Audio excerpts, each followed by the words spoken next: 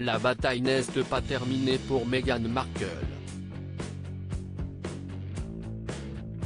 En mars dernier, au lendemain de son interview avec Oprah Winfrey, la duchesse de Sussex avait essuyé de virulentes critiques de la part de Piers Morgan, dont elle est la bête noire depuis son mariage avec le prince Harry. Dans son émission Good Morning Britain, le journaliste avait remis en cause les allégations de Meghan Markle, l'accusant de mentir, notamment à propos du racisme dont elle a été victime au sein de la famille royale. Des propos qui lui avaient valu plus de 58 000 signalements auprès de l'Ofcom, l'équivalent britannique du CSA, ainsi qu'une plainte déposée par la duchesse elle-même. Toutefois, après étude, celle-ci a finalement été rejetée par l'organisation, assurant une petite victoire à Piers Morgan.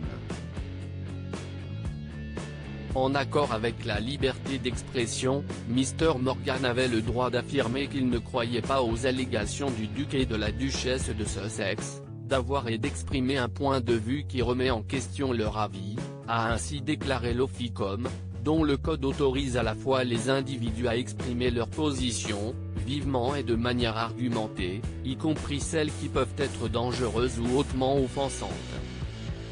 Mais malgré cela, Meghan Markle ne compte pas en rester là. Nouvelle querelle en vue avec les Windsor.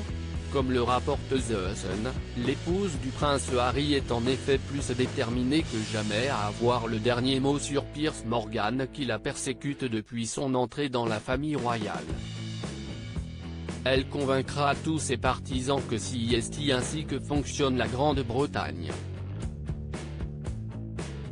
Je pense qu'elle le verra comme une autre méthode de protection de la famille royale, a ainsi confié Adam Elike au Sun, qui a précisé qu'une nouvelle manœuvre de la part de la duchesse pourrait creuser encore plus un fossé entre elle et la famille royale.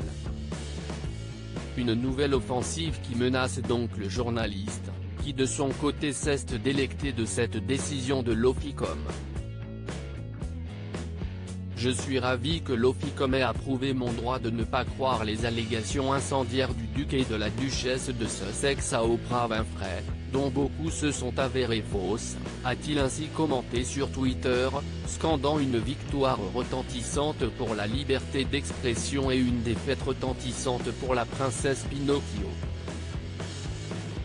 En fin de message, le journaliste a osé demander s'il allait récupérer son emploi, lui qui avait pris la décision de démissionner après avoir quitté le plateau en plein direct de Good Morning Britain.